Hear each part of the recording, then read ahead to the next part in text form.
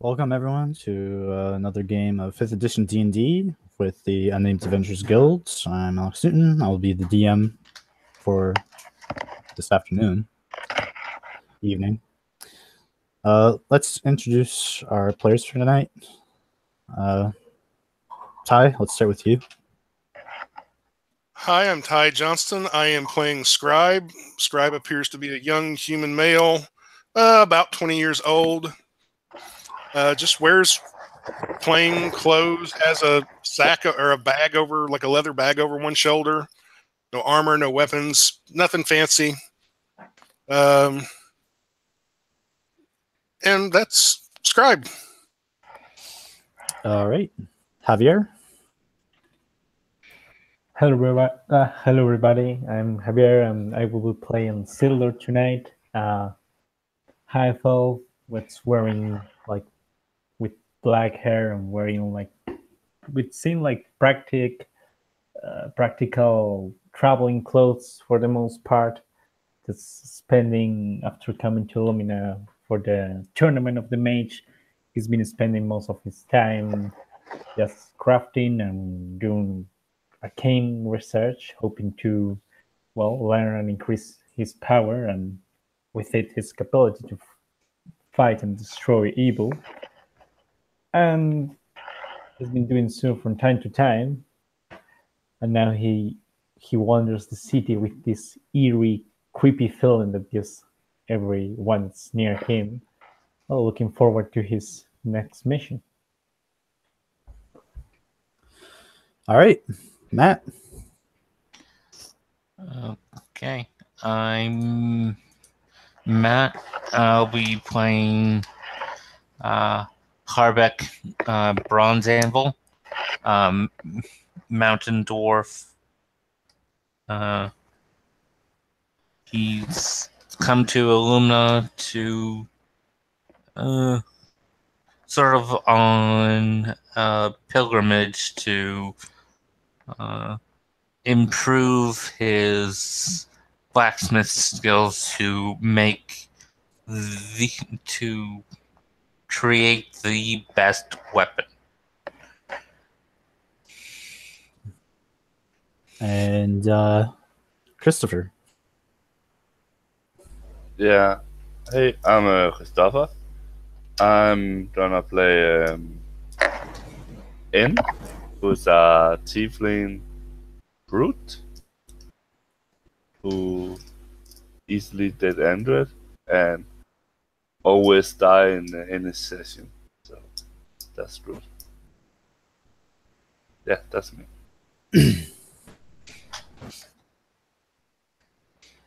All right. So you guys are at the Unnamed Adventures Guild. And what would Scribe, Sildor, and be doing there? At this, let's say about 6 in the morning. At 6 in the morning, Scribe probably just woke up and is in meditation for the next hour.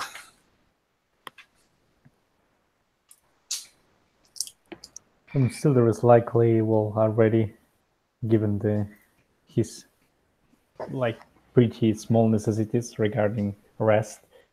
He will probably be doing some light activity, probably reading some books before getting with the proper task of the day. Okay. Hope the day before probably have waited on an inn all day and did late home, so he probably sleep in the 6 in the morning with handover. All right. So Harbeck, you're new to.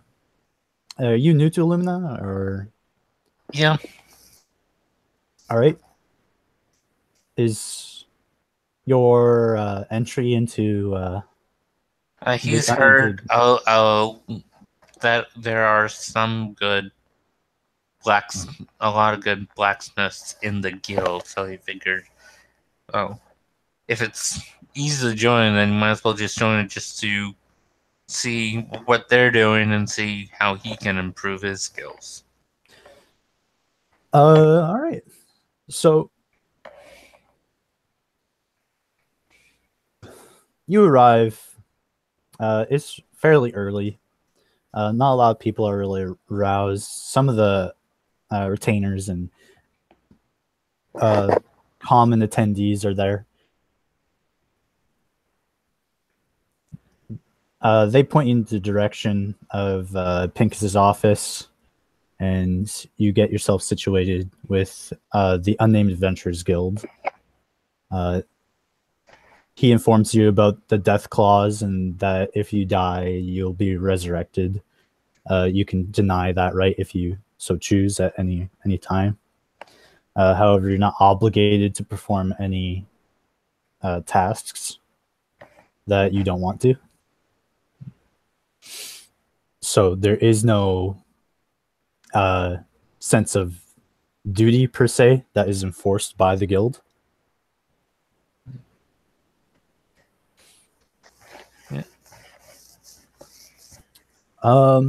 As after you kind of get situated, it's about 6:30, and you come out of the office.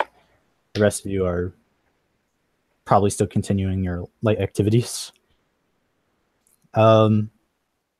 After you leave the office, another what seems to be a very foreign messenger comes in. He's wearing like a black and red kabuto, and he knocks on Pincus's office door, and he enters, and you can hear them talking about some sort of business. It takes only about 2 minutes before you see them leave, before the messenger leaves. Half an hour later, as I'm assuming meditation is coming to an end, End is probably waking up, and Sildor is probably closing a book closed. You see what looks like a very highly dressed regal man from the east enter the building. He's wearing and his two guards, which look like samurai, enter with him. They both look, all of them look very incredibly foreign, and they definitely stand out from the rest of the Illumina.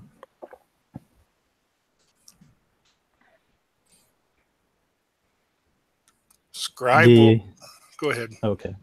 The Lord is just scanning the room, and when he looks around, he sees a open table, and he sits at it, and he starts looking what seems to be for potential employees.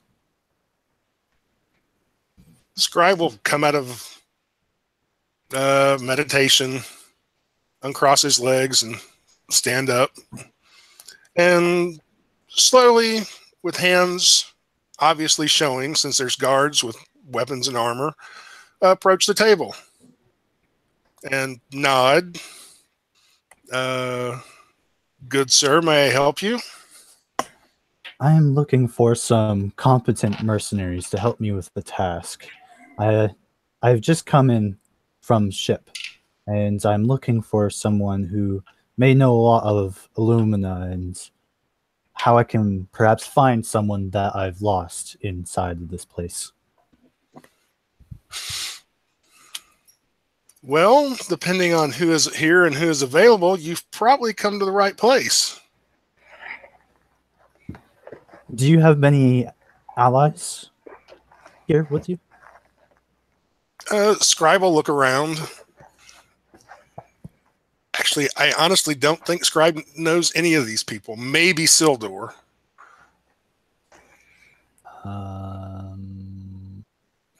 I don't think so.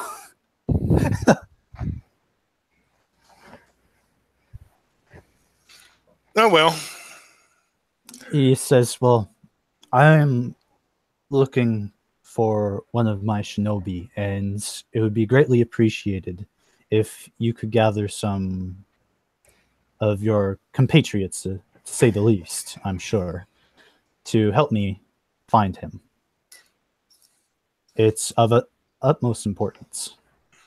Okay. Pardon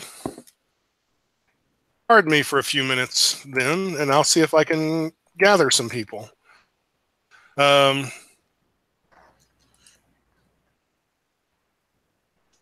Scribe will basically go around to strangers, but at least they're guild members. Say, does anyone have interest in time for a mission? Apparently, this foreign noble is looking for someone who, a member of their group or clan or whatever, who has disappeared in Illumina and needs help finding them. Silver will get his eyes away from the book he's reading, and scribe up and down, and say, "So we just have to find a missing guy? We don't even know what he's missing? He's wanted for something, or what?" Well, I haven't heard the whole story yet. I wanted to gather some people first before, so the gentleman wouldn't have to explain it like 5 times to everybody who came up to the table. Well, I guess I can check in and see if maybe my challenge could be put to some good use. And then Scribe will point to End. You, Demon Spawn. We could use some help over here. About what? What do we need to do? Make some money. What is the job? Apparently we have to find someone in Illumina. I don't know the details yet. Sound like my old job.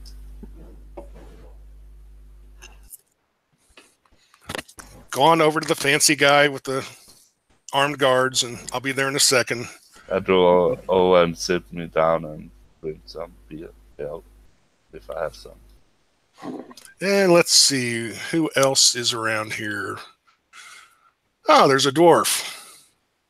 Sir Dwarf, I'm Scribe. I don't believe we know one another, but... He's definitely fresh. Are you a guild member, I take it, since you're here? Yeah, I just joined. Very well then. We have a mission if you've the time and the interest and would like to possibly make some money. Yeah. Okay, I will lead the dwarf over to the table and hopefully Scribe will look around. Where's somebody good when you need them, like Oral? Oh well. Take what you can get. Who's this Oral you speak of? I think I have heard about him. He seems to be quite renowned around this city. Yeah, Oral's fairly well known. He's a pretty good guy. Oh, I've still got his dagger I need to give back to him.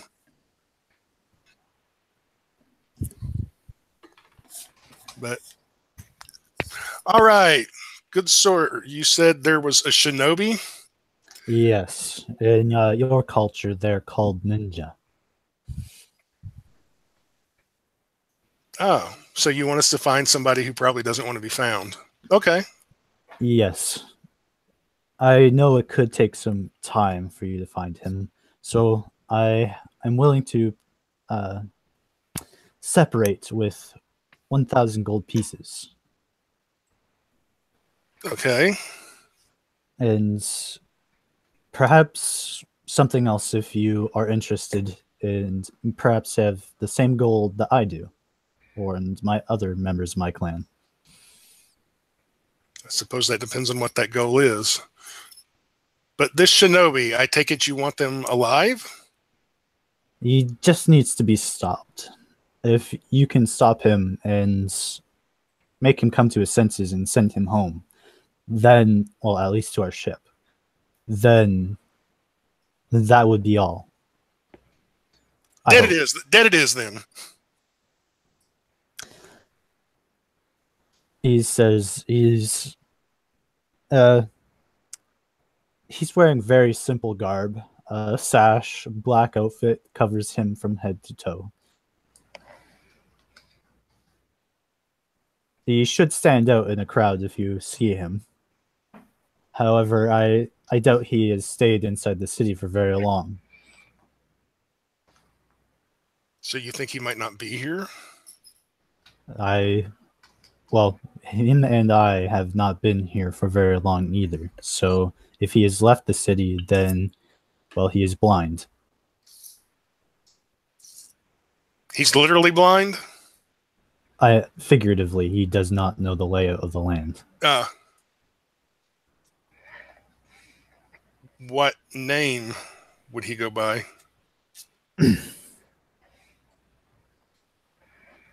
His name is Jisuki. I'll spell it out.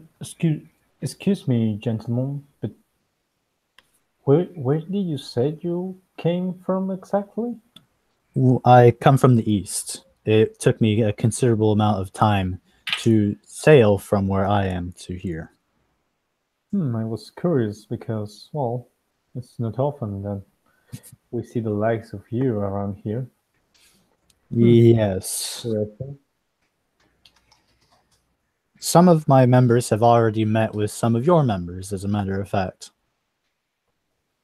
What do you mean? I think it's more important that we deal with this for now, rather than talk about this. Time is of the essence.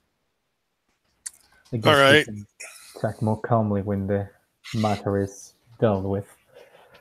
So, Jizuki, what do we have to work with, or what can you tell us about?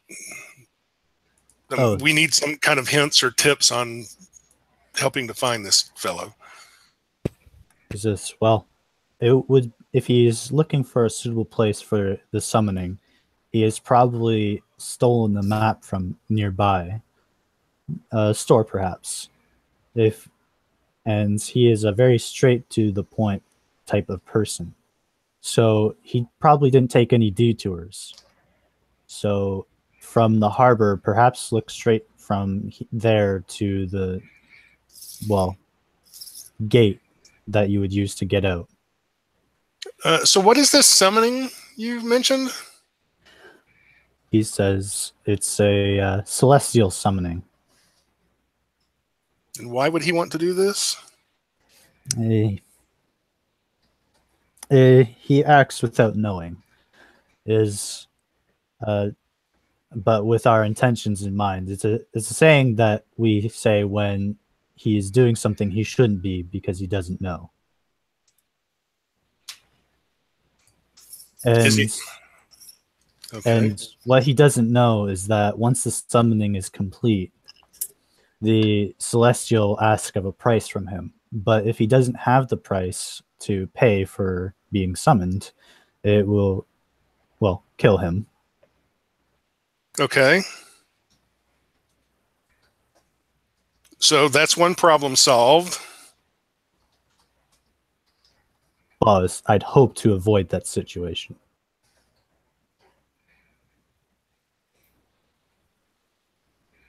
So if he brings up this celestial and then the celestial kills him, what happens to the celestial after that?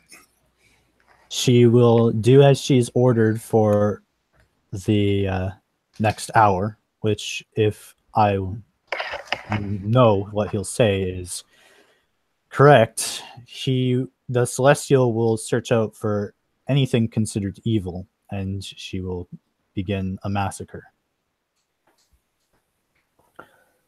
I do not know the defenses of Illumina, but I would assume that kind of combat would not go very well.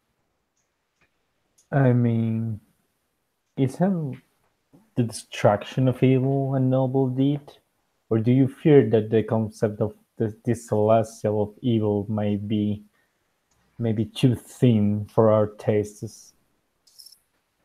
In our lands, law and good are two different causes. To be aligned with law and to be aligned with good are two separate deeds. He wishes to do good in the world, but there is such thing as evil that exists that is not guilty. And we wouldn't want anyone to get killed over not doing any crimes.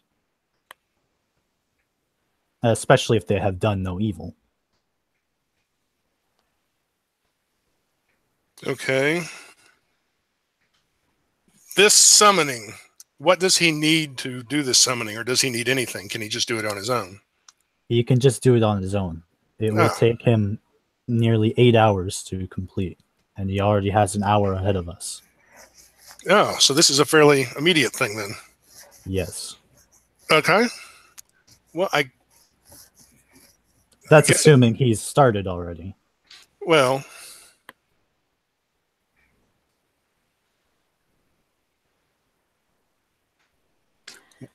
okay, even let's say he thinks he has the price, or if he doesn't know about it or whatever, why would he want to summon this celestial in the first place? To probably gain more honor amongst our clan members. Okay. But from what you tell, it does seem that it will achieve his objective. Indeed, he would be achieving our objective. That's true. But again, our clan is to destroy evil and, well, protect the weak and the innocent. If he summons that celestial, there's no way to determine for the celestial to determine who is guilty and who is innocent. Only that which is evil. What kind of skills does this shinobi have? Simply, he was meant to just be a scout. He is very good at finding things, as well as the arts of stealth. Okay. Unless there's something else. Well, I'm going to figure there's a map of the city somewhere in the guild, maybe even up on a wall someplace. Yeah, there is. There's actually a map of Airywood and a map of the city and the nearby locations. Describing or considering his description of coming from the dock to the city entrance, basically, Scribe wants to see what the closest map shop is. There's a general store attached to the guild. You could No, not not to us, to where they came in, because he said the guy would probably steal a map. Would be one of the first things he would do. So basically, I'm looking, and he was a very direct kind of person. So I'm looking to see what would be the closest place that would possibly have maps for sale or maps at all to the entrance, to that entrance of the city. Well, the harbor would probably just have lots of maps in general. Although I think the closest store would actually be Dreams of Hope, which is on Water Rat Road. That's convenient. Well, I'm going to suggest we go to Dreams of Hope and see if they've had any maps stolen. And if not, then maybe go down to the dock and ask around if anyone's missing some maps. Unless somebody else has another idea. I follow you, human. You seem the most resolute around here. I run my mouth too much sometimes. I just say I don't follow if we're not gonna die today. I can't make any promises on that. The two last threats I've been on, I almost died. Or I died on one of those. Yeah, I've been dead before. It kind of sucked. Yeah. My neck still itches. Yeah.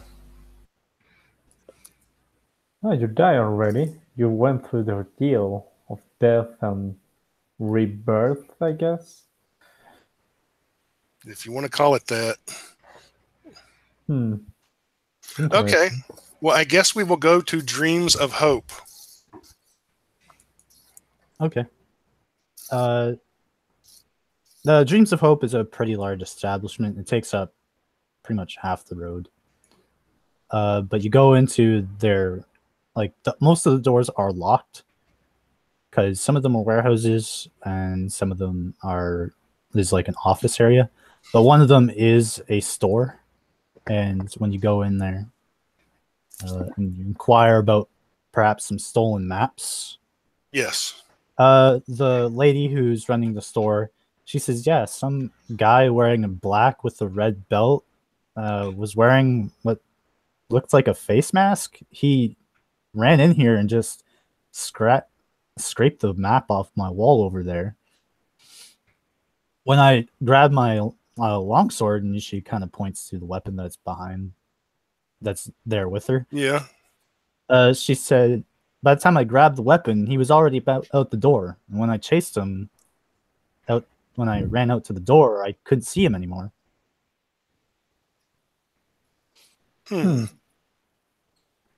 That sounds like the man we're looking for. Yeah, he went north down the road, I think. Okay.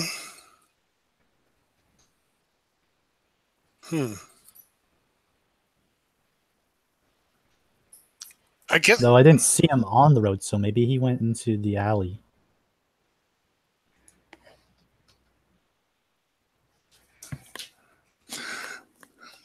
Scribe will go out and look in the alley. I'm not sure there'll be anything to find there.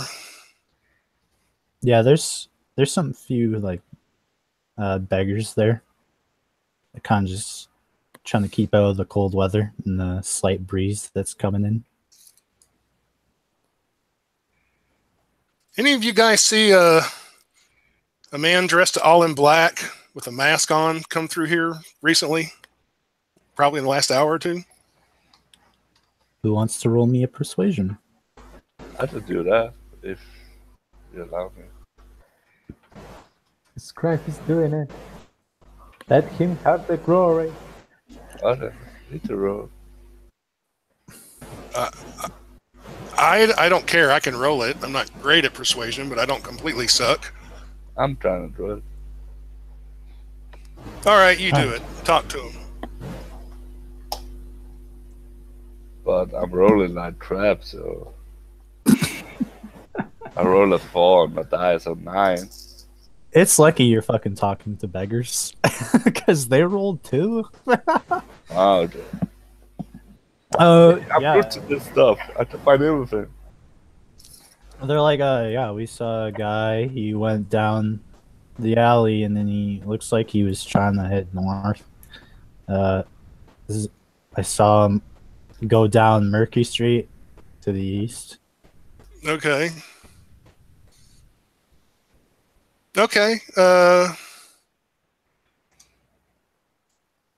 Scribe will throw him 50 copper. You throw him 50 copper, and he's like, oh, thank you, sir. And he just kind of like tries to take it all with his hands because he doesn't have a coin purse or anything. So he's just trying to scrape it up from the floor. You always carry so much copper around with you? When I'm trying to get rid of it. It's He just says, well, if you're looking for a place to get rid of it, there's a lot of people who could use it down here, sir. Well, there's 50 of it. Maybe I'll be back. If you need your shoes polished. Oh, and by the way, here's a coin pouch, and I'll throw him a little belt pouch. He's like, thank you, sir. And he definitely starts making good use of that coin purse. Okay. He pulls out a fucking drumstick from his pants and puts it in there.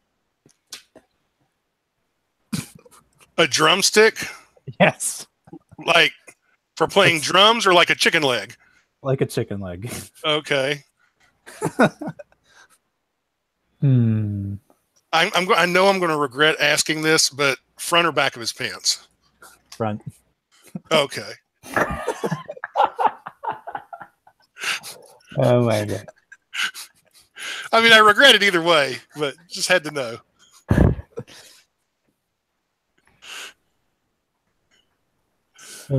So we head in this market direction. I think that's the way we need to go, and I think I'm off chicken for a while. I'm gonna dump the 3 rations on him. You're gonna what?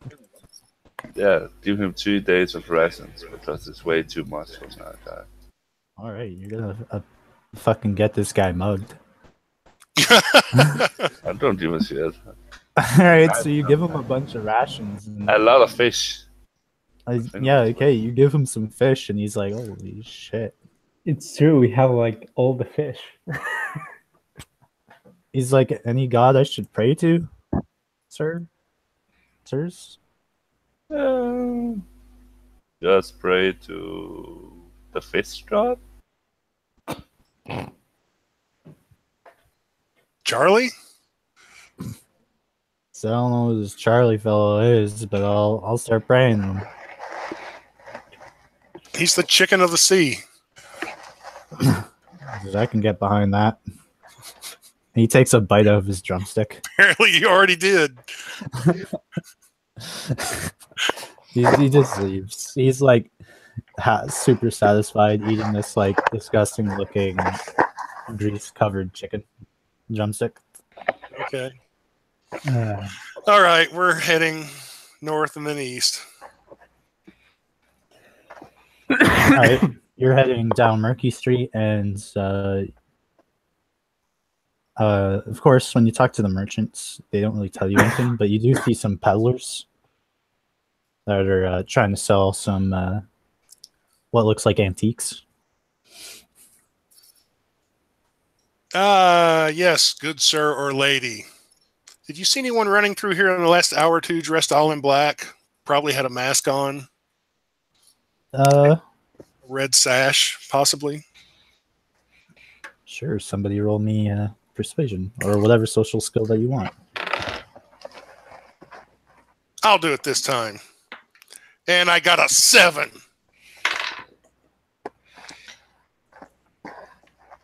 I got a 13. She says, maybe if you buy this antique doll I've been keeping, and she shows you this. She pulls out from her satchel like this small doll, hand carved, mostly made of wood. And how much does this doll cost? She says 5 gold. In this life, I don't want to buy your fucking crab. Tell me where it is. Guy, and intimidate. Oh shit! All right, roll intimidation. 23. Yeah, she's scared. She says, "Oh my god! He went down Festival Street, and I think I saw him go into the park. It was pretty far away, but he's the only black figure with a red sash running around." He went down Festival Street. And through the park. And through the park. Okay. I don't want your doll, but here's 50 copper for your troubles. She says, "Yeah, get that man out of here. He's gonna scare away my business." Okay. You don't have any business, so anyway. Just more business than you get. I don't have a shop, so I don't do none business. I hope you don't get paid. I just laugh and walk my way. Okay. We're going to head down Festival Street then to the park. All right. Again, there's merchants kind of going down there, but the more you go up Festival Street, the more you just see like bards and actors, as there's like the nearby theater. And you get to the Park of Solace, and you do see like the manors and stuff that everyone can kind of like look at. You do see some guards at the front of like large steel fences and gates. I'll walk over to one of the guards. He says, "Hail. Hail. What can I do you for?"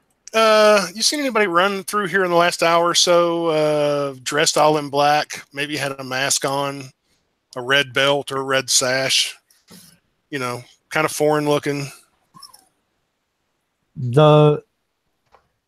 Holy, that's a tight. That's fucking close. The guard you talked to says no, but the other one says I saw someone coming through there. Black, red sash. Yeah. He thought he was being sneaky, but I saw him cut through the park area. I think I saw him climb over a fence into a fenced-in area. But I don't think he knows that the giant spiders fill that area. But if he did somehow get through the other side, well, he probably just cut straight through.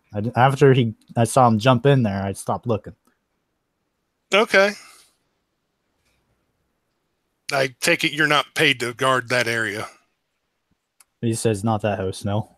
Okay. Didn't think so. All right. Well, thank you, gentlemen, for your words. The Unnamed Adventurers Guild will keep you in mind. He's like, "Hey, you got an ale?" It's kind of boring out here, you know? I don't have an ale.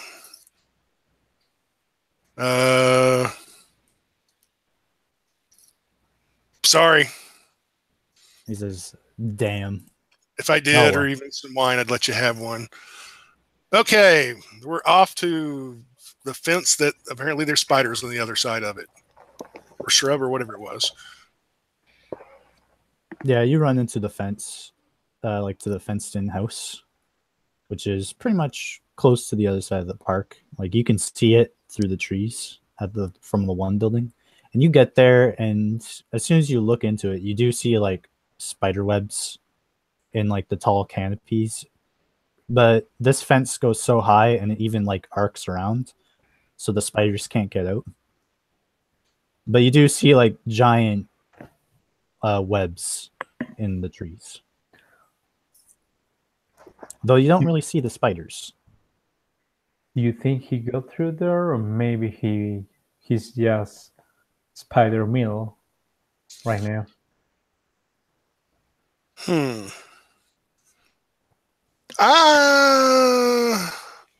Can I see through into the yard? Like if I kind of push my way into the bushes a little bit or something? I mean, you can see into the yard pretty much completely. Like there's a lot of shrubbery and trees inside the yard itself, but you can pretty much see everything that's in there. Well, I'm looking for anything unusual, like, you know, the dead guy, or maybe signs he's been there, like a dead spider or torn spider webs, or... Roll me perception or investigation, whatever you want to use. And do you feel a hand on your back and words saying, I know you can do it this time. You get to add a D4. Okay, I got a 21. Yeah. You don't see on investigation? On perception. You're looking around, and it doesn't look like the spiders have made a meal out of anyone. You don't see like any cocoons up there.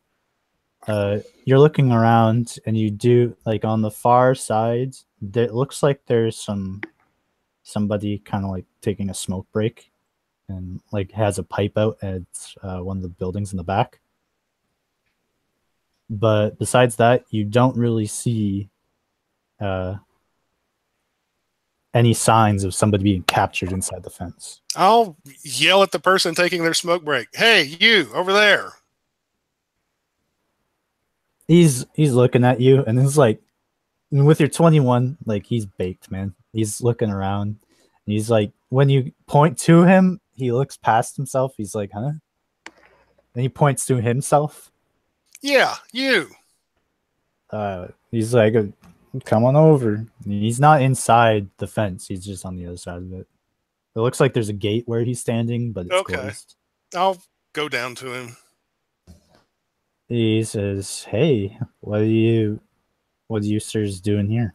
Hey, did you see anybody in black come through here recently? Oh, that was a person? I thought I was seeing shadows again. It was a person. He says, yeah, I saw him go through, like, there's a gap in, like, a building. Yeah. And he says, I saw him go down there and head east. If I didn't know better, I would think he was trying to get somewhere. He He moved was. pretty fast. Hey, can you open this gate for me? He's just like, no, you don't want to go in there. That's where all the spiders are. Well, he made it Nobody. through okay. He says, did he? I don't He know. kind of like looks over and he's like, well, he's very quiet. I didn't hear him. Guess we will have to keep a low profile too. I'll just try the gate and see if it's unlocked. No, it's locked, and even just trying to shake the fence, Yeah. which is normally pretty possible, but you can just feel magical energies keeping it still.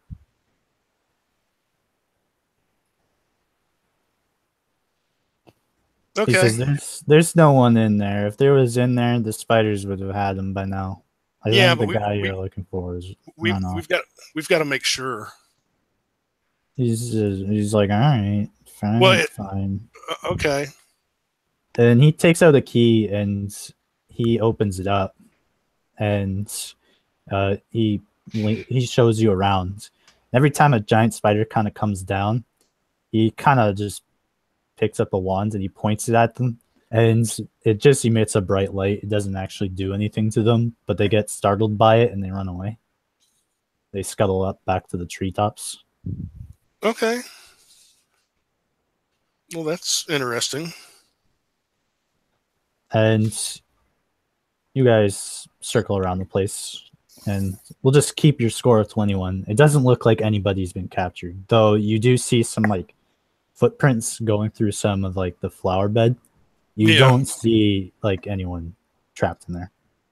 Do we see any what will seem like a point of exit, maybe?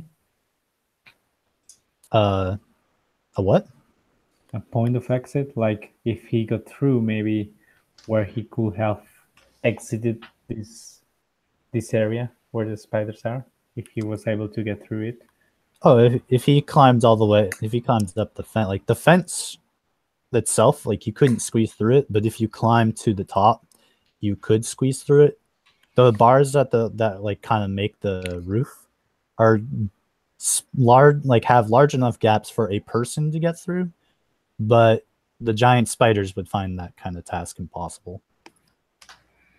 But does it seem like he exited by some of those places, like in some direction? Yeah, again, you don't see anyone captured, and you do see some like footprints that kind of lead to the other side, and then him just climbing over. I'll turn to the stone guy and say, well, it looks like he got through. Is there another gate so we could continue after him in this direction? It's the gate that you guys came from. You had to walk around the fenced area to get in. Oh, okay. Well, we'll go all the way back and go in the direction we think the guy went. He says, yeah, just go to that street and head east. I think that's where he went. Okay. And, hey, thanks a lot for your help. And I'll pat him on the shoulder. He says, if somebody got stuck in there and got killed, I could lose my job over that. Thank you. Oh, I wouldn't want that to happen. Thanks a lot. And when I patted him on the shoulder, does he still have the wand in his hand? Yeah, he's holding a pipe in one hand and a wand in the other. And he's stoned? Yeah. Okay. I want to try to shake hands with him. I'll try to force it to be his wand hand and say, hey, thanks a lot, and then pat him on the shoulder again. And then as I leave, I want to try to basically sleight of hand the wand and take it with me. You don't want to do that, but okay, yeah. Basically hoping he's too stoned to really notice. All right, no, roll. I got I got a 25 on my sleight of hand roll. Yeah, he doesn't fucking notice. It's really like, to anyone who's kind of watching, you kind of just stick the wand into your sleeve and then shake his hand. Then when you pull away, he's like, "Oh yeah, see you later." And 10 minutes And later, then we he's hear like- screams. Yeah, basically, as soon as you get 10 feet away, and he's like, right, and he's like, he looks back and he sees that a giant spider. You guys left the gate open, so a giant spider's trying to get out, and he's like, "Oh shit." I'll shut the gate. If there's a giant spider, I'll shut the gate. Yeah, you help him close the gate, and he locks it. And he's like, "Thanks, man." All right. Have a good day. I hope you can run fast. See you later. He's like, "Oh yeah, I'm pretty quick." Okay. And then like you get to the street, and he's all like, "Oh wait, where's my wand?" And instead of like thinking that you stole it, he's just searching the grounds. Like, I must have dropped it somewhere. Better light that pipe up big time. He rolled a fucking 2. Oh, okay. I'm gonna keep walking. So basically, it's a wand of Nimbus light. It creates a light around it, and you can discharge it, but it's basically anything that is too dark, like has dark vision, that is used to like the Underdark or something like that. Yeah. If it blinds them. Oh, okay. But normal dark vision isn't affected by it. You mean blind sight? No, it's like because creatures from the Underdark are typically So sunlight thing, you're blind. yeah. Like it like just by going into that pen, it's like dim light in there. Like with all the webbing and the tree canopies and stuff, going in there, you notice like the light inside is darker than outside. But when he uses it, they get scared of it and scuttle away. Okay. All right. Well, I will hold on to it for now. Can I tell if it has charges or anything? It does have charges, but you'll need to examine it more thoroughly. Okay. I hope you can run fast. That's all you had to say. Oh, his wand. Did anyone else notice that it was stolen? I got a 25 on my roll. Did anyone else see me do it? Yeah, you guys make perception checks if you're gonna call. I rolled a 12 when You yeah, because I would have stopped him from taking the wand if I was able to beat his roll. Wasn't. I rolled a 19. Yeah, no one noticed. I don't have Yeah. wand. 8. Yeah, I'm But- keeping it up my sleeve for the time being. Too bad for you. I could have helped him with identifying it. That might be a I can do later that. thing. Yeah, maybe.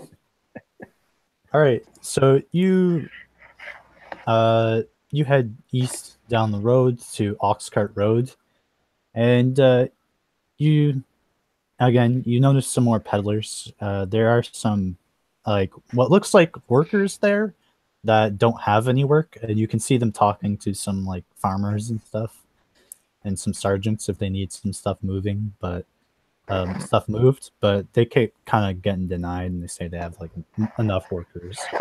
I'll go over to the workers. Hey, did you guys see anybody dressed in black come through here recently? Maybe had a red belt on, possibly a mask. He And said You're gonna get guidance on that persuasion. Okay. Well, ooh, nat 20. all right, yeah. He's like, yeah. He's like, yeah, we saw somebody like that. He points up north to Oxcart Road, and he says, we actually saw him go up that way. Not sure if he asked the guards to go through the gate, but he definitely went up that way. Okay. Thank you much. And since you guys can't get work today, it's not much, but hey, it's lunch money.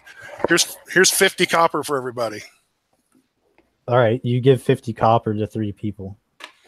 Okay. And they say, holy shit, thanks. Yeah. And what's your name? Oral. He's like, they're kind of looking at you, and they're like, we'll sing to Oral's name. I'm in disguise. He says, he says we should have known from your character had blonde hair. No, actually, Scribe has short, dark, black hair. He says, huh. He's like, the songs kind of made you out to be a little bigger. Okay, hold on a second. How tall is the Scribe? I'm in disguise, but I'll show you my real self. And I'm going to use my Mask of Many Faces ability. Basically, I'm casting disguise self on myself. Lasts an hour if I want it to, and I'll look like Oral. They're like, holy shit, Oral's a wizard too. Well, not a wizard, I'm a paladin. I was using magic to hide myself. You know, when I'm out in the streets on a mission, I like to keep, and then I'll let the magic fall and Scribe's there yet again. Oh my god. Well, damn, Oral, you got a lot of tricks. Yeah, all right. We'll sing a song in your name. Oh, thank you much. Now we're running to Oxcart Road. Well, you're already on it, but you're heading north to the gate. Well, heading north on it. You see two guards there. They're just members of the watch. They see you kind of running up towards them, and they're like, oh, it's the Unnamed Adventurers Guild. Act natural. Yes, it is. All right. Did you guys see anybody in black run through here, have a red belt on? They shake their heads. They're like, no. I want to do an insight on that. Didn't you say something to Scribe? Let's translate to him. Bribe. I only got a 13 on the inside roll. I'm constantly casting guidance on because you seem to be the leader, so you're probably going to be doing most of the things. So I'm casting guidance on you. Well, then I got a 15. Keep up the butts. Yeah, they're like, yeah, but we didn't see anyone fit in that description. Nobody like that came through here. No. They seem to be telling the truth. Okay. Then I'm going to retrace our steps from where we came from the workers and see if there's some place where this Jizuki could have hidden or jumped off the path or as you're kind of looking around, trying to kind of prospecting, one of the guards is like, well, something weird did happen on when we were getting ready for a shift.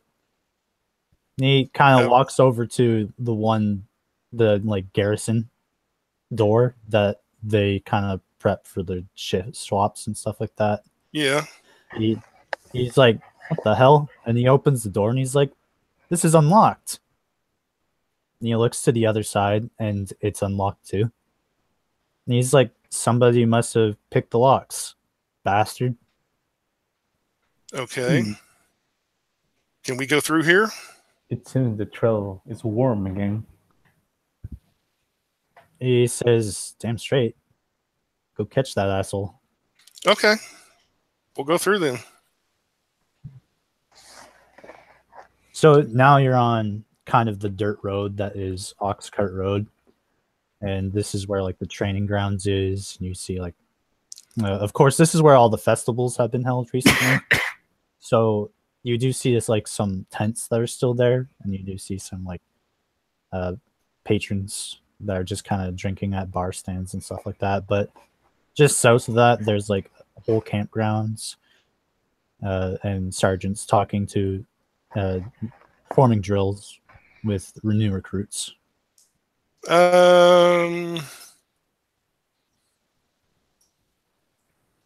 Let's see. I'll just look kind of for the nearest person who looks like they're somebody who's been here for a little bit, whether they're drinking or whatever. Yeah, on the road, there's a small little structure which looks just to be a watching outpost, and you just see a guard with a spyglass. Hey there. Oh, Seen hey, anybody seen anybody in black come through here recently? he says, he's like, was he? I don't know. Was he wearing a red belt too? Face Yep, covered. that would be him. He says, yeah, he was traveling, somewhat like northeast. He's heading towards the other watchtower, from what I could tell. I kept a good eye on him because he was acting pretty suspicious. He carried some sort of scroll. Was he running with his arms behind his back? He says, no. Okay. That's pretty ridiculous. Why would you insinuate that?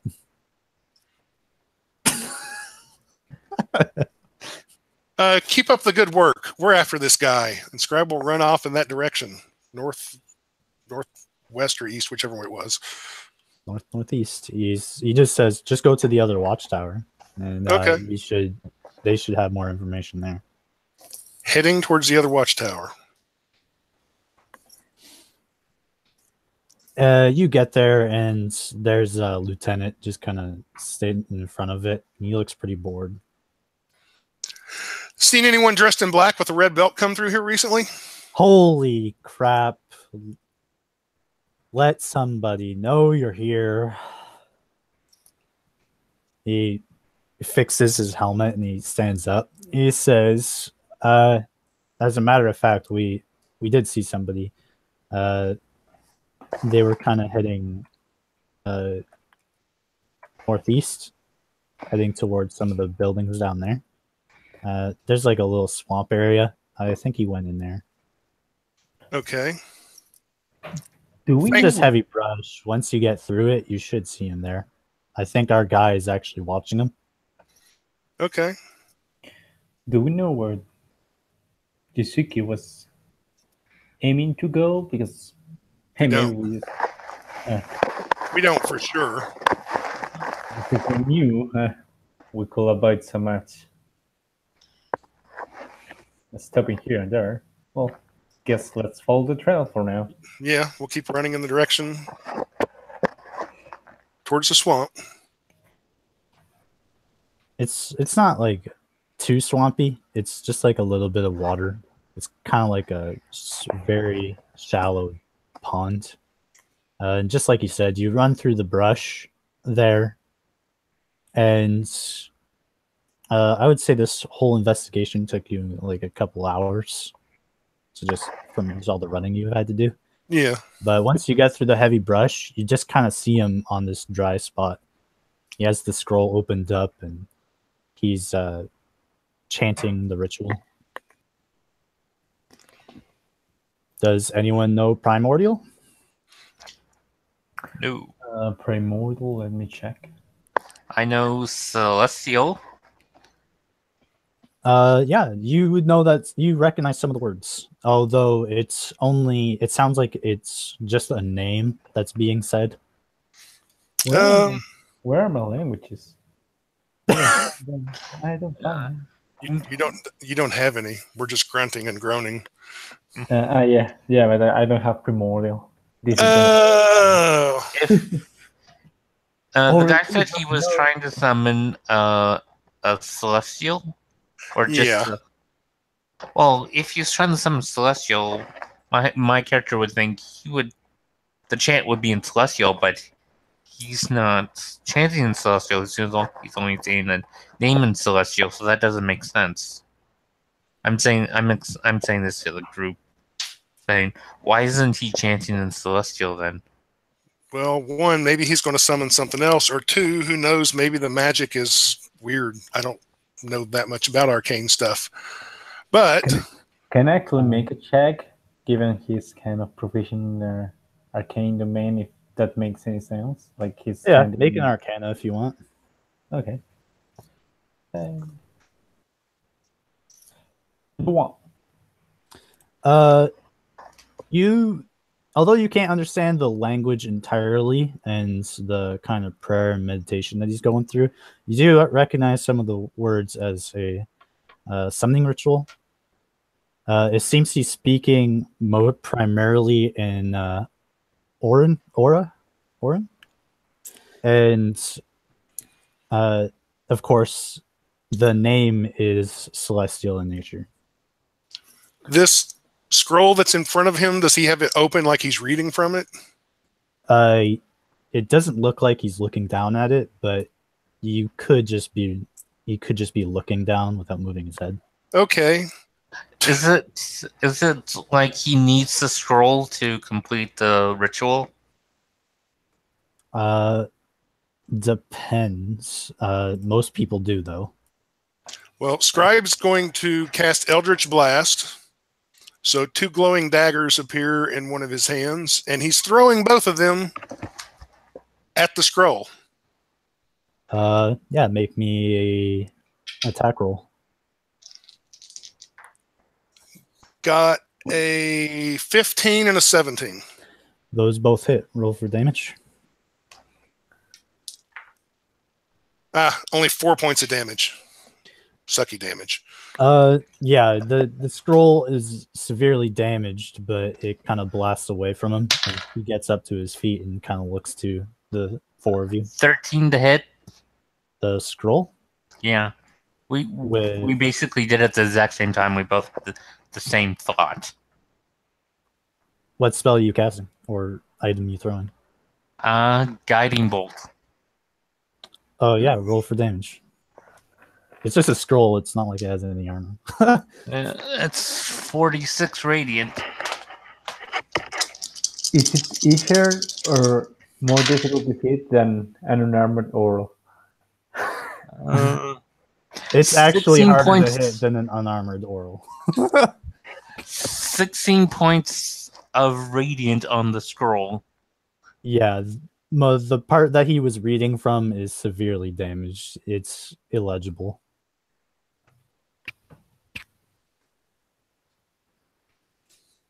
He's still chanting though. It didn't catch on fire because the light was so hot. How far away is he? I'm gonna run up to him. He's probably about 40 feet away. Sildor, seeing what they're trying to do, is going to try to use his firebolt on the scroll, maybe to try to catch fire. Maybe the only section of it that is left of it is the scroll casing that you guys can visibly see. Like the part of the scroll that you were hitting is just gone. I am going to dash up to him. Yeah, same thing. Yeah, I like to do that while you fire stuff at him. With a dagger out. Yeah, once you guys start making your approach, and it's very obvious, he stops and he gets up and looks to all of you. Run into him and grab him. Oh, okay. what do you think you're doing there, fella? I want to know the grapple check. 22. I'm pulling out my shield and warhammer. Yeah, you're tied with him, and as you're trying to force him to the ground, he kind of just he doesn't push you off of him, but he kind of just uses your weight against you, and you just stumble past him.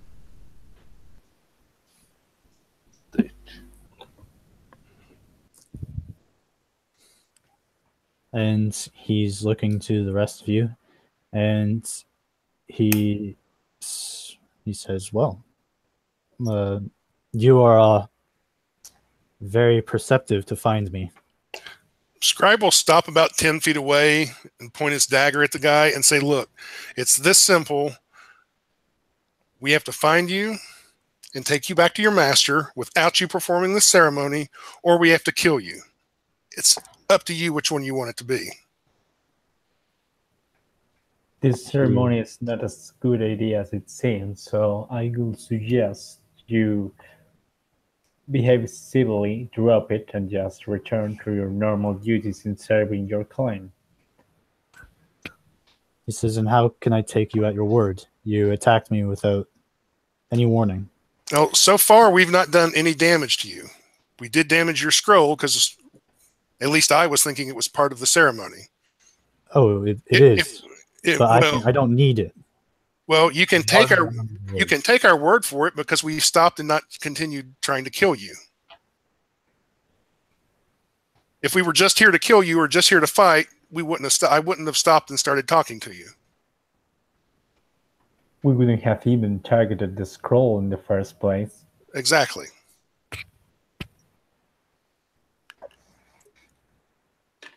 Come on. He just picks up the scraps of the scroll and he says, "Who sent you?" I forget the guy's name. If he even gave it to us. No, he gave you the name of the shinobi that you're looking for. Yeah. Foreign-looking guy with 2 samurai guards. He says, "That sounds like my lord's guard." Very well. You are Yusuke, aren't you? Indeed, that is my name. Well, he requests we bring you back and stop this ritual that can prove to be most dangerous for the well-being of this city. Even if we know that you hope it to be a good thing, but it seems it couldn't. He says, "I will make my way to the let's make our way to him.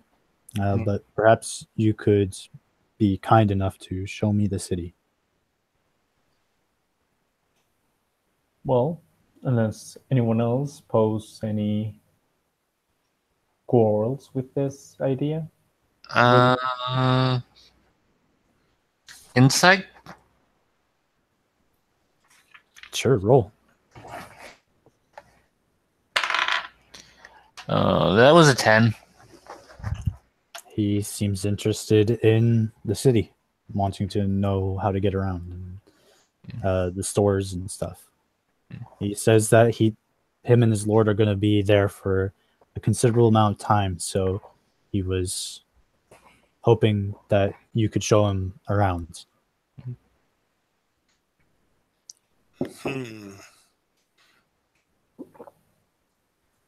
I'll make you a deal. We'll show you around the city and take you back to your lord. However, I want you to do a little favor for me. All I want you to do is take your left hand and put it on my right shoulder and walk either next to me or behind me. The whole time. That's all I want you to do. Very well. Just in case, because even if I'm not looking at you, if I suddenly no longer feel that hand, I'm going to take it that you're running off from us. And I'm trying to be nice. I'm not trying to dishonor you. I could have requested that we tie your hands or something like that, and I'm not trying to do that. I just want your left hand on my right shoulder. He says, "Very well. I am honor bound by my lord's will." Very well.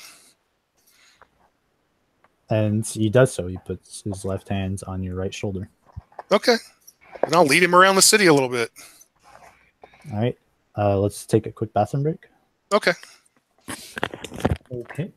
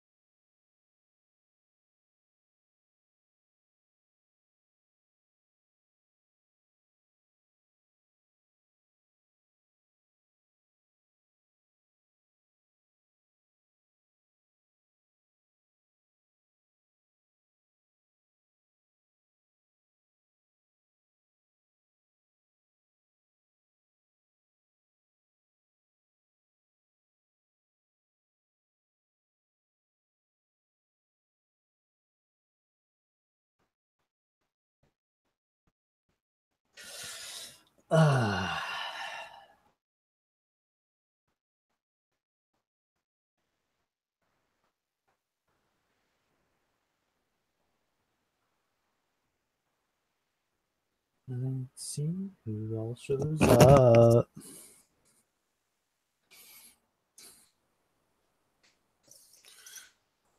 Uh-oh, he stole from Hope.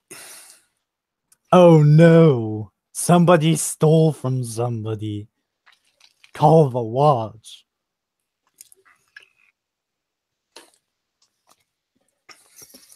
No, Hope has to kill him himself. Call the watch. Percival will smite them. I'm not gonna run after a thief again. Last time it cost me twice as much.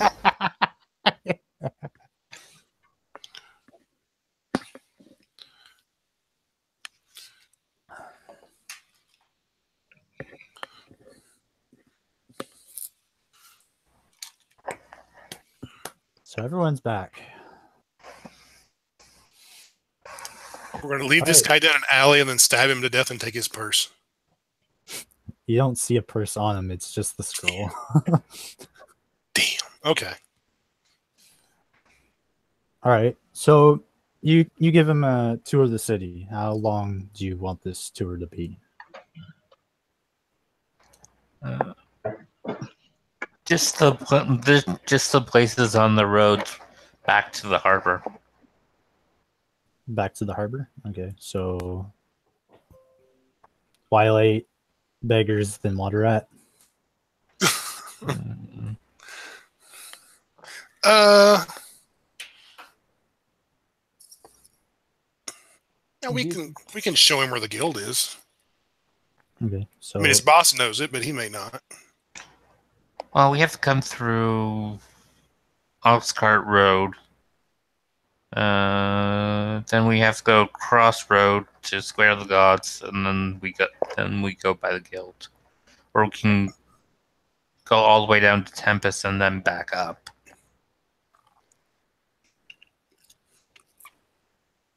Or we can go through Silk Merchant Street. there's so many options. We'll go down Silk Merchant Street. Mm-hmm. All right. It's pretty busy now that it's close to like the early afternoon, like 10 o'clock. And a lot of merchants are doing a lot of trading. It's you show them around to some of the stores and definitely the tavern that's there. You get around to Shady Street, and of course you do see like a lot of like thieves kind of lingering around the north end or the west side of it. As you're showing him around, you're actually showing her back around. Oh, okay. Because he is new to the city as well. And so you go down the alley, like the main road, you hit Silver Street, and you head up it. You saw him the Silver Chalice and the Unnamed Adventurers Guild. The Lord isn't there though; he's at the boat, waiting for him. We'll go to the boat. So, do you just go through Tempest Street and then through Murky Street and Water Rat Roads, or do you take him through Midnight Avenue and something like that? No, we'll go the first route.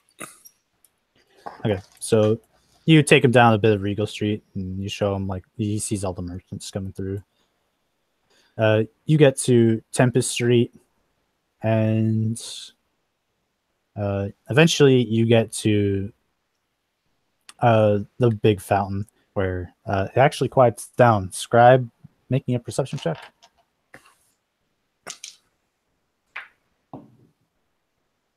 I rolled a natural 1. I still got a 9. My passive perception is 23.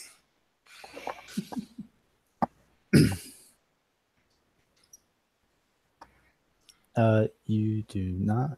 There's water. There's water. Yeah, you just hear the fountain. All the peddlers trying to sell their antiquities.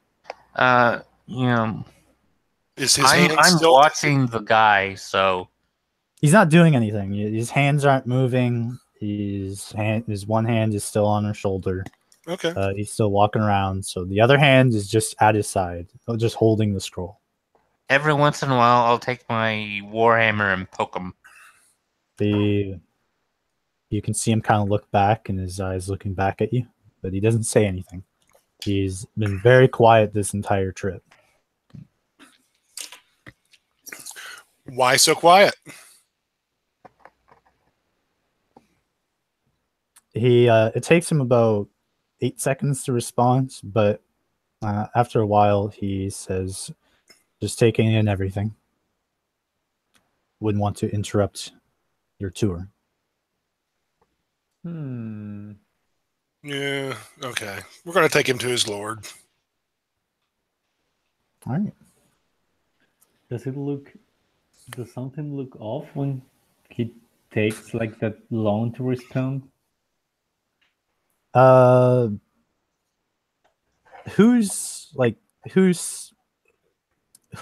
would be like uncomfortably close to him? Well, Scribe. Yeah, I already made you make your perception check. Oh, okay. I'm right next to him, like I'm in arm's reach of poking him.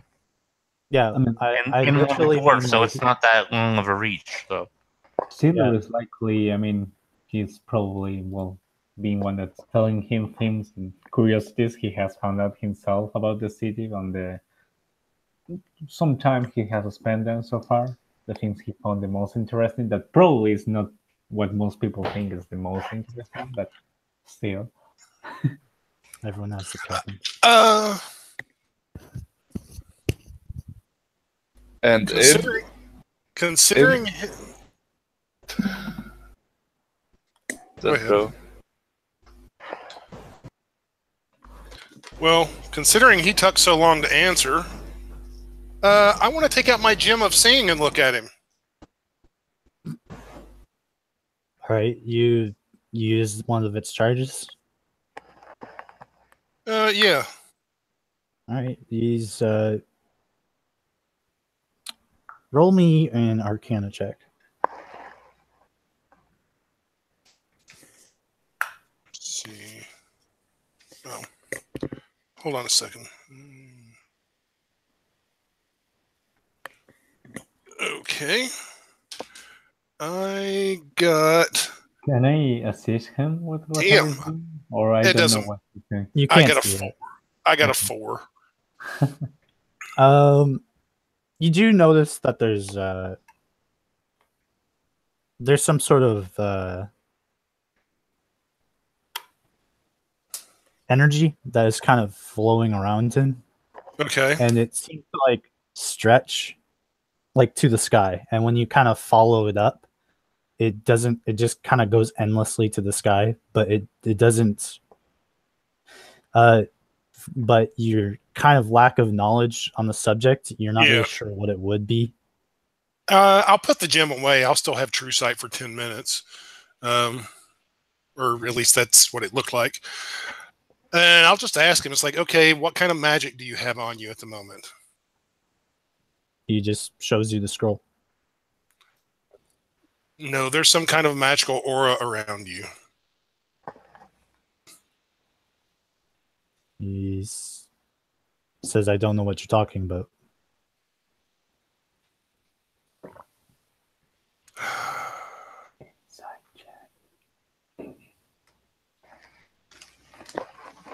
I'm going to reach around with my left hand and try to pull the scroll out of his hands. He lets you take the scroll from him. His hand's still on your shoulder.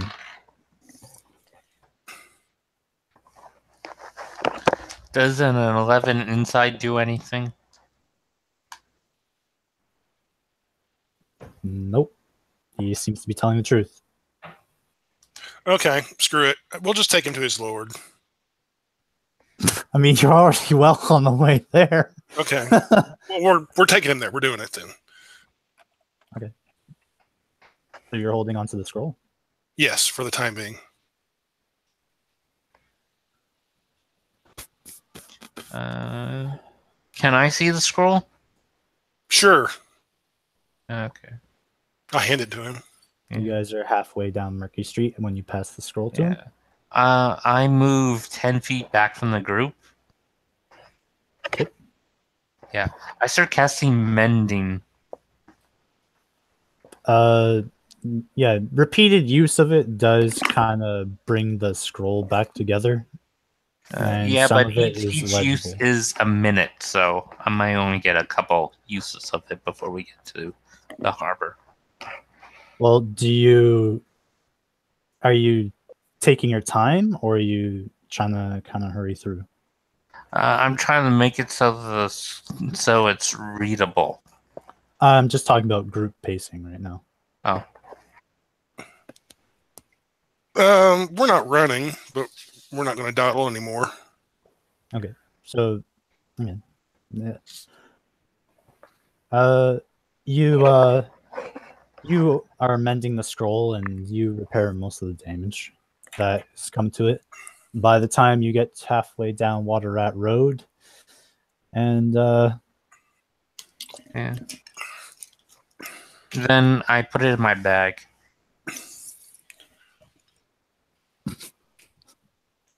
okay.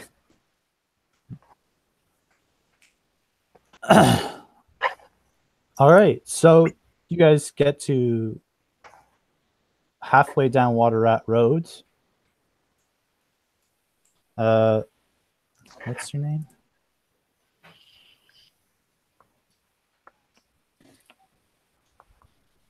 Harbeck, your bag begins to be very warm.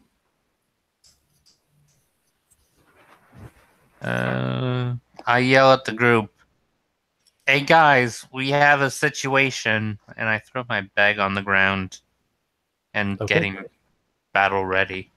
What are you doing? What situation? Why are you throwing your back on the ground? I smashed it with my Morningstar. The backpack. Okay, make an attack roll. Yeah, he said we have a situation and he throw the bag, so kill the bag. Yeah, and what if the bag's like full of like explosives or something? Like everybody's bag around here. Exactly. 22. 22 to hit. Yeah, that hits. 7 plus 5. That is 12 piercing damage. What's in your bag? Harbeck. Let me pull up my character sheet. Everything. Everything useful. It's an explorer's pack, so whatever is in there. Plus smithing tools, travel clothes. Not anymore. Those travel clothes are fucked. Look at the bright side. You don't have an spyglass in there. You're not Sildor. You're not Oral, okay? Yeah, I'm out of context. I need you to be more moody. You hear Oral in the back of your heads. All right, what's in one of those packs? Dungeoneers or explorers? Explorers. Mess kits. Tinderbox. Nuclear bomb. Torches, rations, water skin, and rope. All right. And the bedroll. So is this like typical like bedroll and is on top and mess kit and box are kind of sitting at the bottom? I subscribe to the Pathfinder way. Backpack is with the bedroll and the rope are on the outside. Okay. Because they're kind of big. And your smithing tools are in there? Yeah, smithing tools.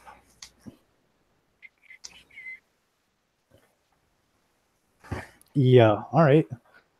You just hear a large amount of cracking wood and clanging metal as your Morningstar smashes into the backpack. The backpack has seen better days. I looked at him and said, "Did I kill it?" I meant the scroll was reacting to something. It's a damn bat. How can you kill it? You say we have a problem and you throw the bat. Yeah, because I didn't know it was getting really warm. You didn't just say that. Steeler is going to reach for the bag and maybe try to find the scroll if it's still there and see Yeah, what. the scroll is still whole. It's in its metal case and it's glowing. It's warm to the touch. Not hot, and it's not uncomfortable. It actually feels very nice to hold right now. Can he try to cast Identify on it? Yes.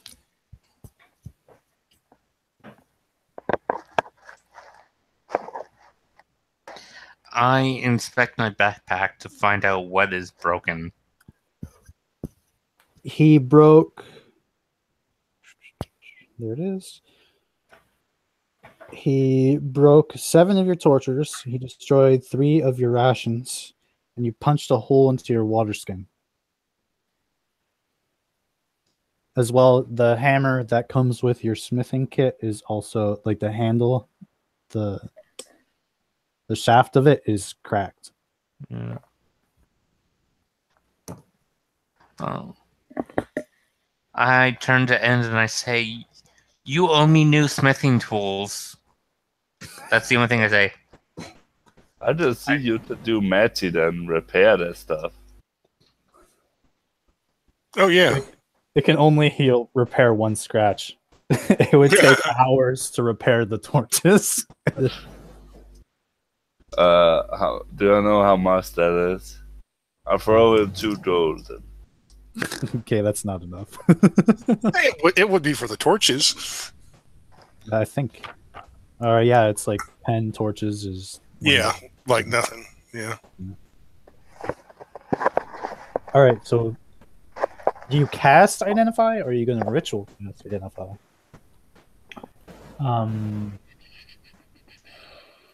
Let me see. I think Cast is a minute, ritual is 10 minutes.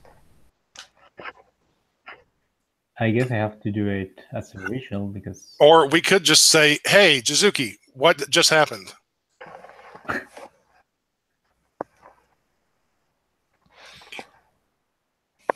He says, "I'm not aware of what's happening." Okay, well, your scroll heated up, and there's something weird going on with you. So you're either lying to us, or did you happen to get your little ceremony off before we intercepted you? He says no, or else it would have been here already. What were you trying to summon? He says an Archon. He's going to, I guess, he's going to burn the slot and try to cast it as a, like, only for 1 minute. All right.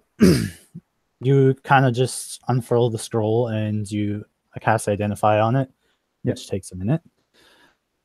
And you realize the reason why it was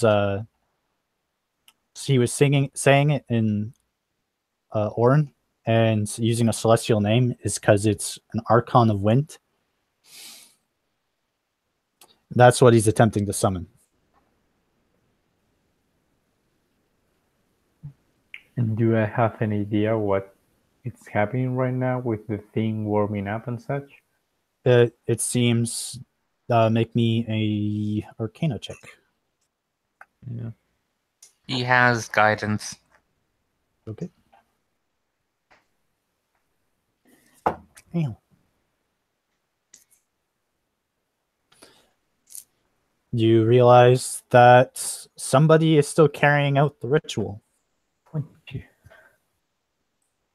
Guys, someone is still trying to activate this scroll somehow. Okay, Jizuki, just tell us what's going on. He doesn't say anything. I punch him. Okay. All right. Make your attack roll.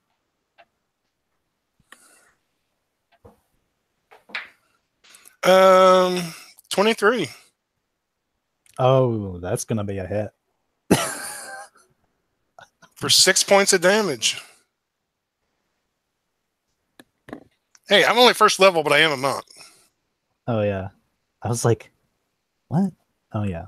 You're so fucking Yeah, strong. you punch him really hard, and he staggers and stumbles, and holding whatever you hit him, and some of his face mask kind of falls down as he kind of just moves along or moves around too much, and you can see him still chanting. You're a It seems flippin'. that yeah, it seems that despite being near you, he's been quietly continuing the ceremony. He's an idiot. I'm just going to punch him twice more. All right, let's roll initiative. Great.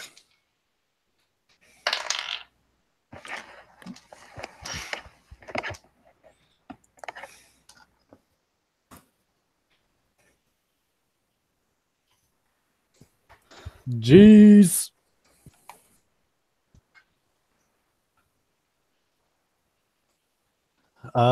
End. What's your dexterity? 12. All right.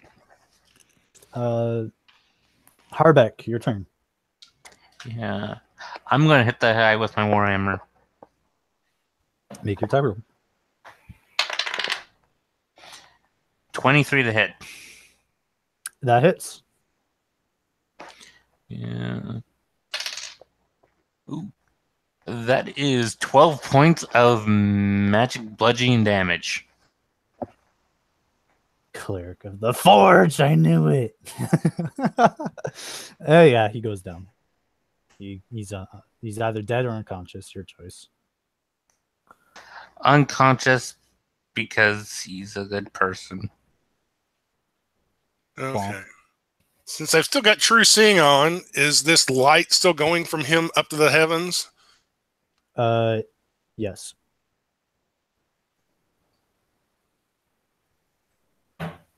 Although it's very obvious that he's not chanting anymore. Okay. Well, the guy said it was supposed to take 8 hours. It's probably getting closer, but it shouldn't have been 8 hours. I'm going to take out a dagger, cut a piece of cloth off the end of his black robes, tie it in his mouth, around the back. What did Sildor roll for his Arcana? 20? With the guidance, it was 22. Okay. Yeah, you know that for this particular scroll and this particular ritual, he doesn't need to complete it all in one sitting. He can do it anytime, as long as he remembers where he left off. It seems that this kind of ritual, I suppose, as most of them, can be completed in several steps. You just have to remember where you left off. If you just continue chanting wherever you left it, it will continue as normal. Interesting. I have to study this more closely. This guy's not very big, is he? No, he's pretty small, 5'4". Okay. Scribe's going to grab him by the back of his collar and start dragging him towards an alleyway. Okay. You drag him to the alleyway that is kind of behind Dream of Hope.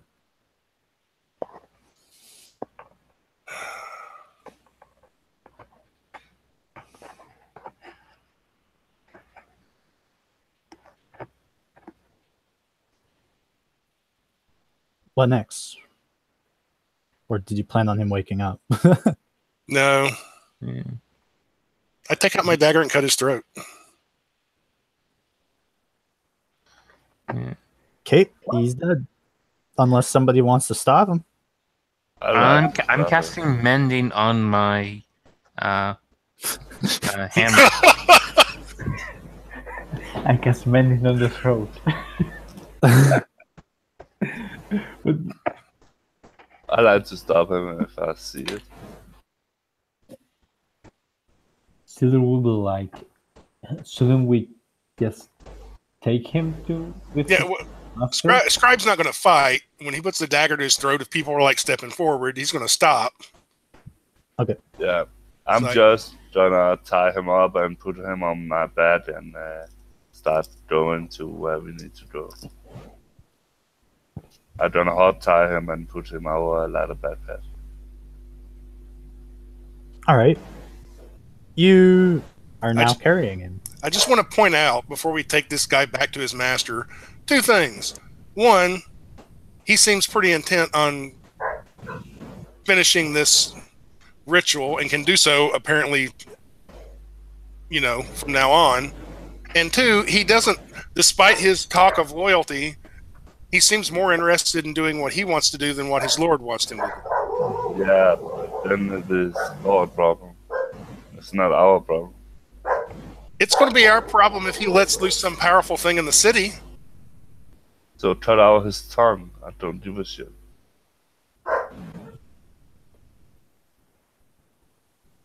Okay, fine. Take him to his boss or whatever. And if some angry god or whatever comes down, you deal with it. Yeah. It's got some course. pretty awesome abilities, I'm not gonna lie.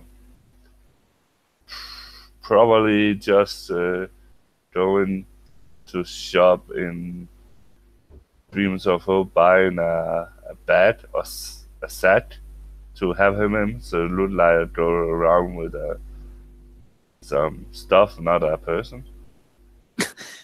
Okay. It's He's just just- a person-like bag. Yeah. He's just trying to get business to Dreams of Hope. Yeah. Oh my god, they kidnapped somebody. We should go by there. Yeah, they have a bed in all sizes. Damn, that's the best place to shop. Best place to buy your kidnap bags. Yeah.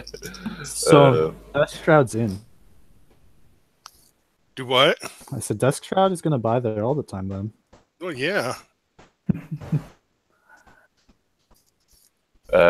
We go to the harbor, right?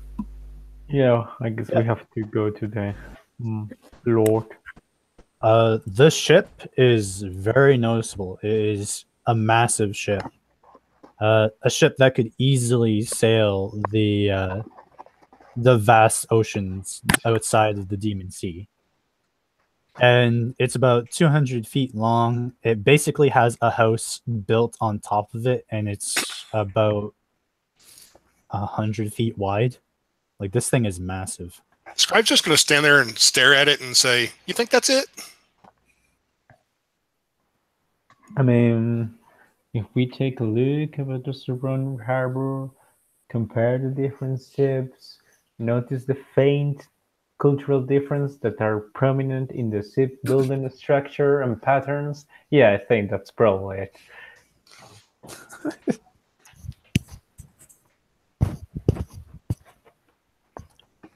Okay. We'll head towards their gangplank or whatever. No, you have to row out to it. But Oh, there is okay. a rowboat with the two samurais kind of standing there. They're expecting you. We've got your guy. As long as we don't have to do the rowing. Yeah. I'm gonna stay right here.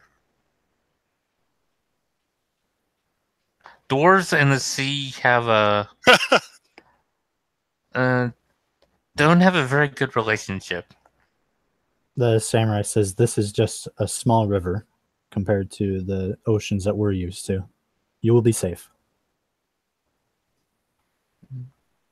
He has to make a persuasion. Okay. You got 7.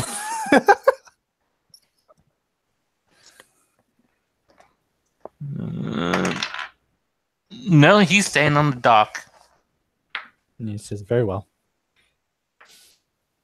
The Scribe invites everyone says, else. Scribe says, "Get in the damn boat," and got an 18 on his intimidation roll. He gets Oh in the shit! boat. Okay. All right. They row you out to the middle, and the ship is so large that it looks like that it would have a tough time getting through the broken down bridge area. But it looks like some of the rocks are actually moved when the boat came through. You're surprised it doesn't need any repairs, or if they are repairing it, they haven't docked for it. They have lots of guys underwater casting mending. Damn ninjas. So, yeah, they toss you down some rope. It's about a 40-foot climb otherwise, and they help pull you up and get everyone aboard safely. And you enter the building that is essentially a building on the ship. And when you go inside, the Lord's waiting for you, and he's accompanied by a very pretty. I'm a dwarf in chainmail. How well do I make it onto the ship?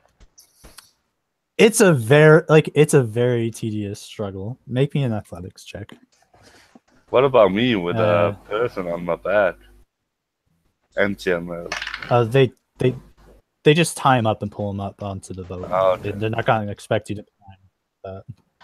I got a 22 because You got lucky. Yeah, so I rolled a natural 19. Yeah, even though you're pretty much well able to get on yourself, the two samurai still help you up in case you fall or fear takes you or whatever. And you get up easily. As the dwarf gets to the top, Scribe's going to lean over the side of the ship and look down and say, "Wow, that looks deep." Yeah. I'm going to stand in the middle. Yeah. So you just kind of cling to the building wall as you finish climbing up. Mm. So you approach you get inside at the samurai's discretion. And of course, you see the Lord. He's kneeling down at like a small table, and there's a pretty woman accompanying him. She seems to have a few scrolls on herself as well, and she has a satchel, which seems to be full of components. I don't know. Spells. I don't know what up and dump the person right beside the lady. And say, "Yeah, I'll bring him to you." He says, "Very good." Yeah. I'm surprised you needed to tie him up.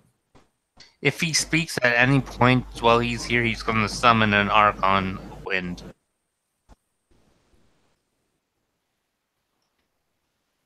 He seemed pretty intent on finishing the ritual. Yes. Again, it is generally speaking a very high honor to destroy evil when you can. The fact that he is disobeying my orders when I have sent vessels in my stead is very discouraging. However, I will make sure that this Archon is not summoned, as you've called it.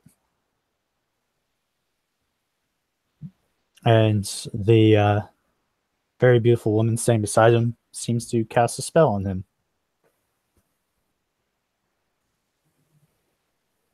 Do you use your gemstone to take a peek at what she's doing? Sure, I probably won't know what it is, but I can do it.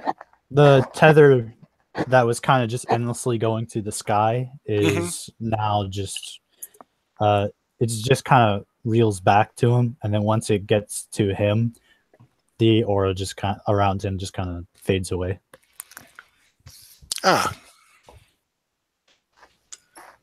So there was talk of 1,000 gold.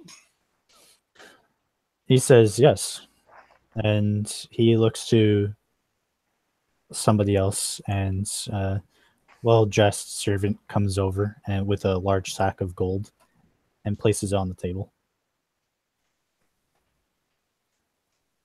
Scribe will go open the bag, look inside.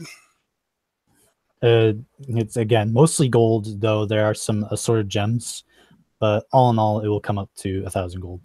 Scribe will count out 250 gold for himself. Okay. And say the rest is your guys's. Thank you, sir, for. I do not share the last one. Give it to each person. He says, as well, I was curious to, although my servant has made a great fool of our clan at this moment, I was curious to know which of you also harbored the same intentions of destroying evil, wherever you can find it. Well, given to some things that happened in my past, I never thought that I may last much longer alive in this realm, but well, I am very interested in doing much so. This Legion Evil thing, I mean. He nods and looks to everyone else. I just want to destroy the stuff that provoked me. My only goal is to make the best weapon. My goal is to kill stupid, and evil is usually pretty stupid. He says, then perhaps your interests align with ours. Perhaps. He says, he points to End and Harbeck, and he says, you two are free to leave. Harbeck is very happy at the thought of leaving. He got his money, and now he's getting off this boat and back on land. Yeah, the two samurais take you onto a rowboat. There's another rowboat attached to the ship as you are kind of rowing back. And the Lord says, our clan is very good in the way of acting without knowing. And we would like to perhaps share that art with you. It would take you some time to learn of our ways, but we believe that with you two insiders in Illumina, we would be very blessed to have your assistance.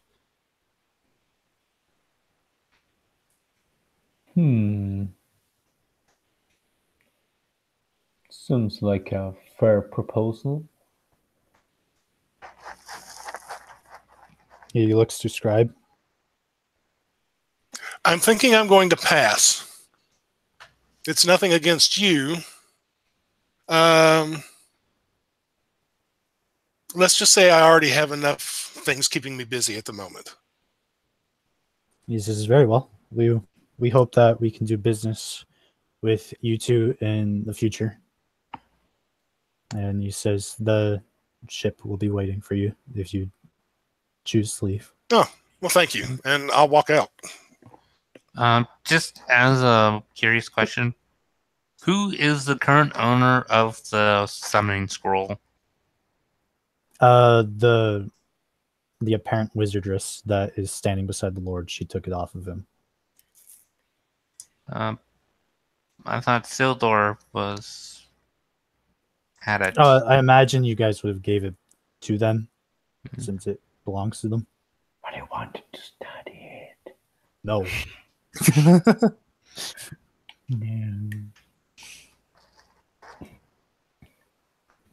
No. Basically, what it is a scroll of it's basically a scroll of infernal calling, but it's meant to summon, rather than summoning a demon or a devil, it summons an archon, specifically an archon of wind.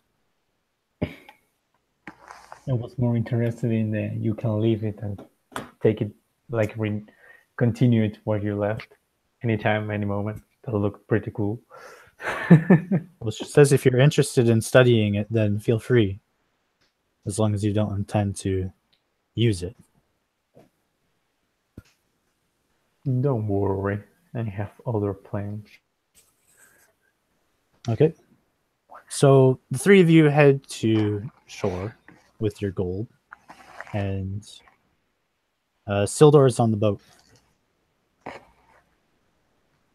That pretty much wraps up the mission itself. As for Sildor, the Lord says that it will take you about 40 days to be able to receive the second benefit of the reward for sharing their same goals as them.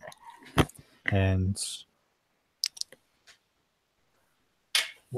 to put it mechanically speaking, they are after 40 days, you will effectively have learned the alert feat. 40 days only? Oh, well, hell, if Scribe known that, Scribe would have stayed. That's pretty good. So busy. Because that was the next feat he was going to take anyway. You punked yourself out of that. Oh, well.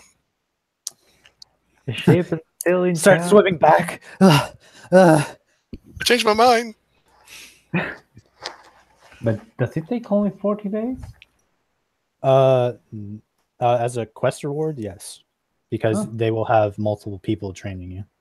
Okay. Oh, that's cool. Oh man, we should really jump into more foreign ships. That is not a safety tip for any kids out there. Do not jump into any foreign ships. Taylor will be back and go talk with Scribe and be like, "It was so cool, so damn cool. You Shut should up. really have come." Shut up. Shut up. Well, as soon as Scribe gets land, he's already been paid, so he wants to go back to the spider guy and make sure he's alive. Yeah, he's alive. He says, "Good thing we carry extras." You can take another one. He says his boss is pretty pissed off at him because he lost it, but he says he'll spend a lot of time looking for it. Okay. And all right. Well, glad to see you made it okay. And he says, "Yeah, I was surprised. A spider was coming down for me, and I pointed my finger at it. I'm like, wait a minute, that's not a wand." Maybe you should hold back on the smokes a little bit. He says, "Maybe, but this job is stressful." Okay. And then Scribe wants to go to a magic shop or a wand dealer and sell the wand of Nimbus Light. Okay. He identifies it as he should. And he says, "Are you sure you want to sell it?" I am.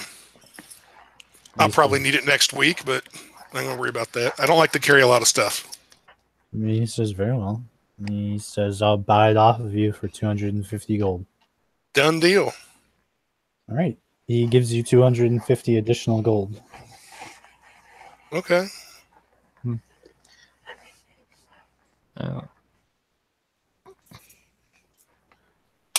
And I think that's it. So unless anyone else has anything they want to do. Harbeck is going to get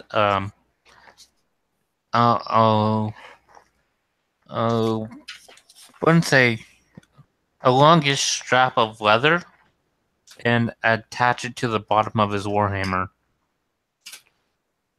Okay. In like a hoop-like fashion. Think MCU Thor. Yeah. Yeah, so it's like a small hoop that you can wrap your wrist around. Yeah. I'll say that thing gives you like a +3 to avoid being disarmed.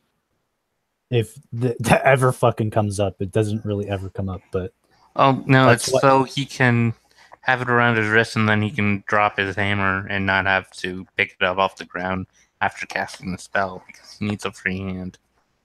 Oh yeah, yeah, that too. It's not something you have to like sheath and like put on your belt and then tie it up and then pull it back out. Yeah. Anyone else? Anything else? That was dangerous. We should get 3 XP for that. No, you get 1. You get 1.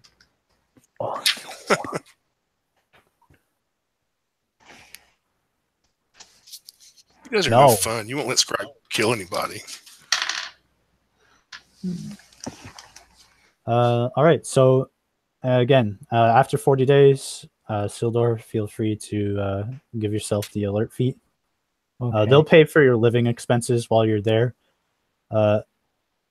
However, be prepared to be getting pretty bruised up because they have a lot of teaching to teach you. So this is not a police or course? No, it's not like an obstacle course that you have to go through. It's basically, the training is act as if you were living on the ship, and then they will ambush you like once a day at least. Damn samurai.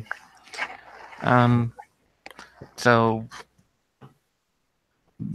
since that's what you're doing for 40 days, that means any game that you're participating in, you can't use Sildor until after 40 days. Yes. Okay. Another thing to keep track of. No. Make more games. Okay, just make all the tier 2 games. I need to play all the oral. So there's tier 2 game on Saturday. Days, there's 2. There was 2 days before this session, this game, and this game only took 1 day. Well, less than 1 day technically, but we'll just stop at 1 day. So 3 days. It's 3 days. Total. Okay. 1 experience, 250 gold each, and of course, Sildor is getting trained. And I think that's it. Thanks you guys for playing, and hopefully see you guys soon. Bye.